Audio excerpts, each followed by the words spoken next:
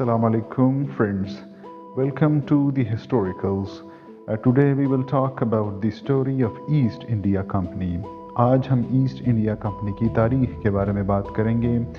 دوستوں یہ ایک دوسری ویڈیو آپ کی خدمت میں حاضر ہے جو تاریخ کا سلسلہ ہم نے شروع کیا ہے.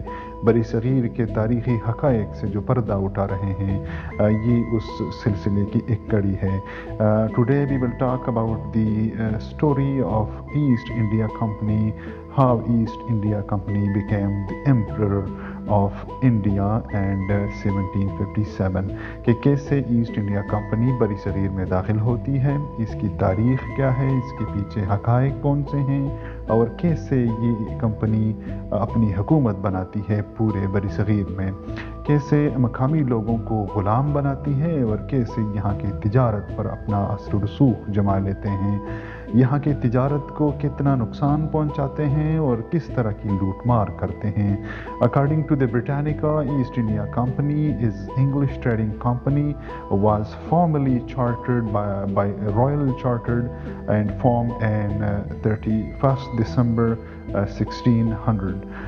Starting as a monopolistic trading body, the company became involved in politics and acted as an agent of British imperialism in India from early 18th century and mid 19th century.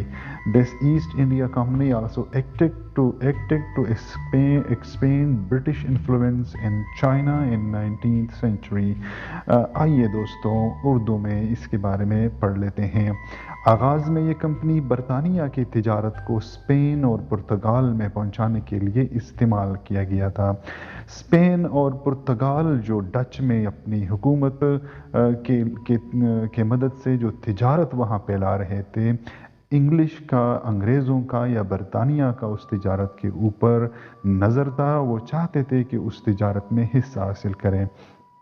اسی طرح کوئین الزبتھ کے اجازت نامے کے ساتھ یہ asset India company جو مختلف ٹریڈرز کی اور اسٹیک ہولڈرز کے مل کے ایک کمپنی بنائی جاتی ہے اور جن کا مقصد اس کے برطانیہ کے امپیریلزم کو سپورٹ کرنا تھا.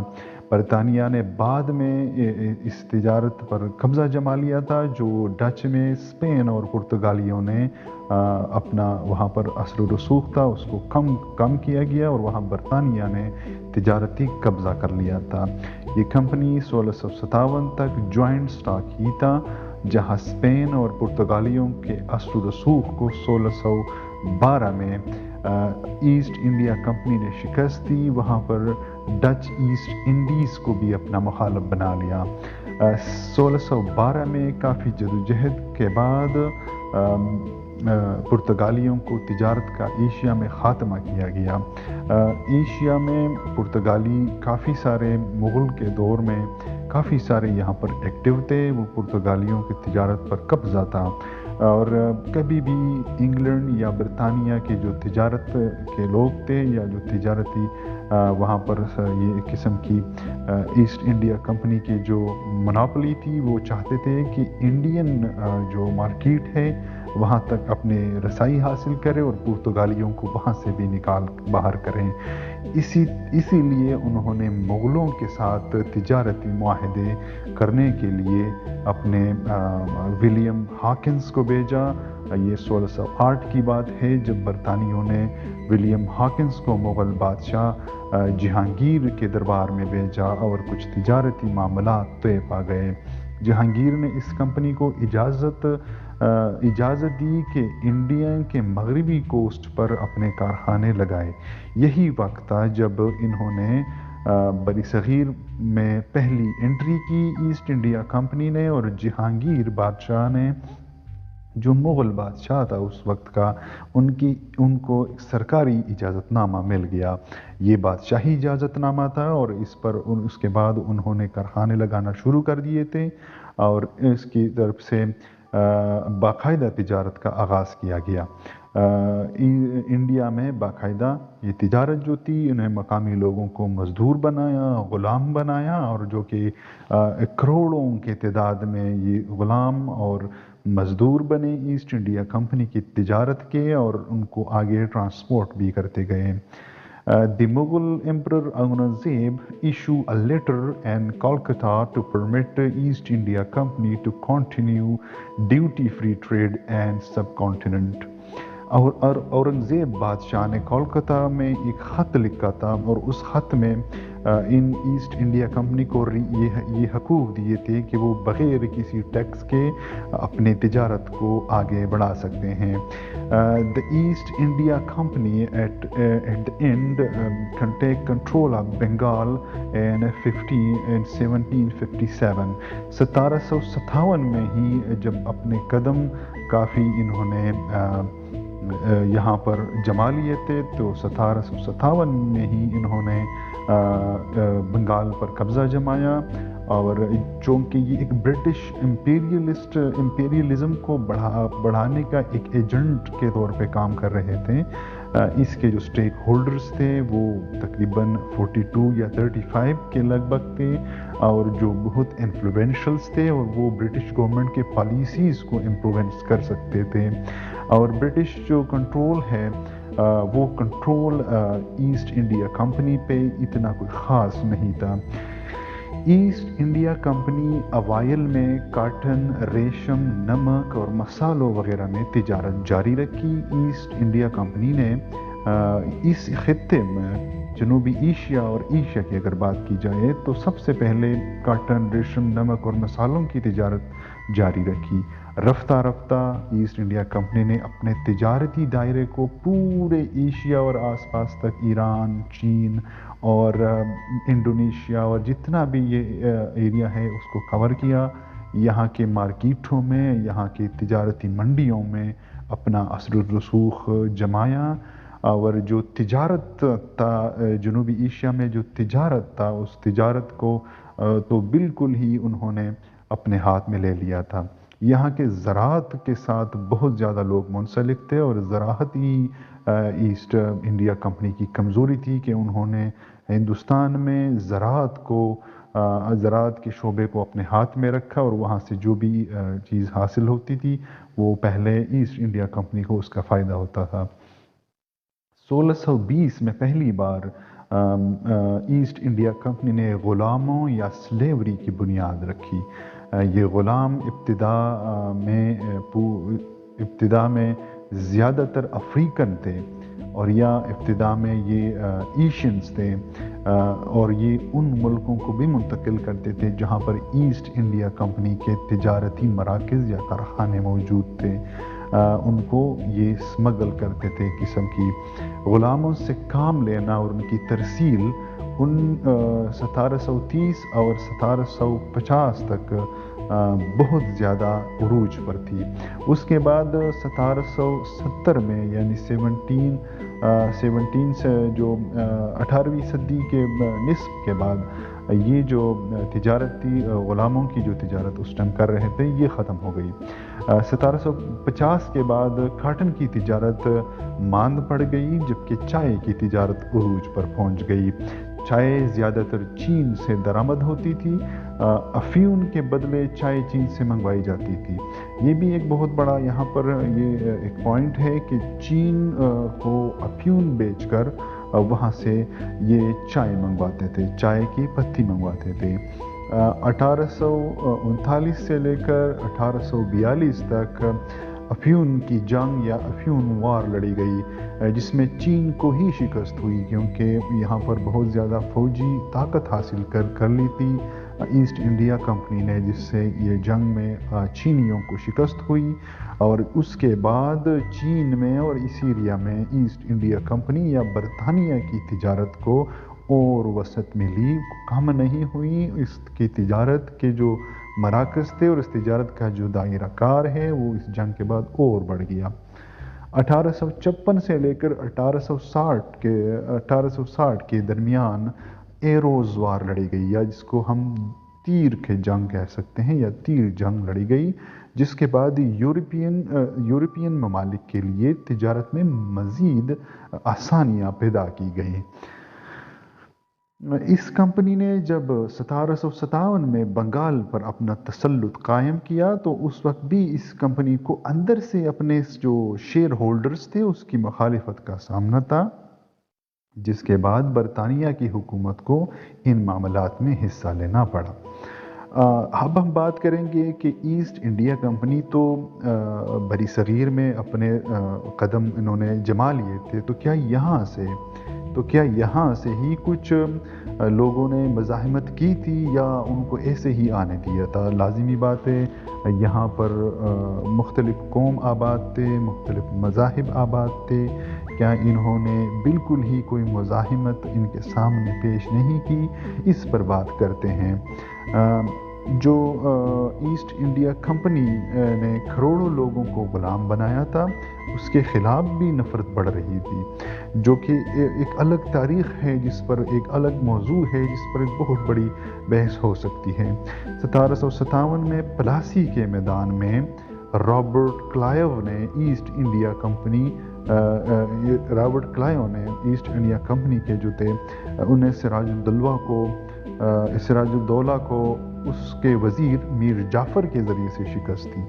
یہاں پر میر جعفر جو کہ ایک الگ ہسٹری کا ایک کیریکٹر ہے، جو اس کے سراج الدولہ کے وہ وزیر تھے، میر جعفر، جنہوں نے ان کے ساتھ مل کر فوجیوں کی مدد کر کے، جو فرینچ اور برٹش اس ٹائم ایسٹ انڈیا کمپنی کے لوگ تھے، ان کو فوجی مدد دی، اور اسی طرح اب انہوں نے اپنے ہی مقامی جو اس ٹائم کے بادشاہ تھے اس کو شکست ہوئی، اور اس کے بعد ان کے انگریزوں کے ساتھ مل گئے تھے۔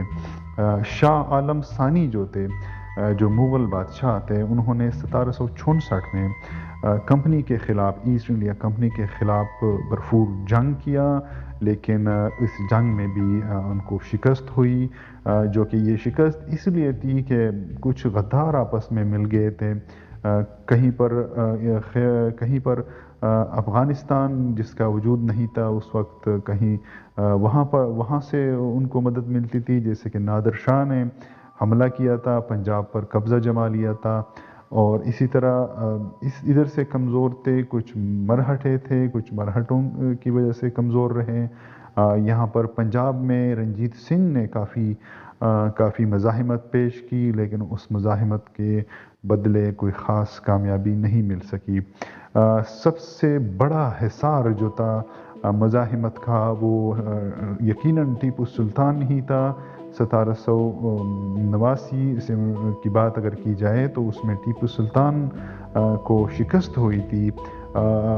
ان کی فرینچ، برٹش اور جو کچھ مقامی غدار تھے مل کے انہوں نے کافی فوجی طاقت کا استعمال کر کے یہی آخری مزاحمت جو بری صغیر میں ایسٹ انڈیا کمپنی کے سامنے موجود تھی، اس کو شکست دینے میں کامیاب ہو گئے۔ اسی طرح ٹیپو سلطان جو آخری ایک قلعہ تھا مزاحمت کا، وہ قلعہ بھی ختم ہو گیا، اور مزاحمت جو ایسٹ انڈیا کمپنی کے راستے میں تھی وہ ساری مزاحمتیں پار کر گئے۔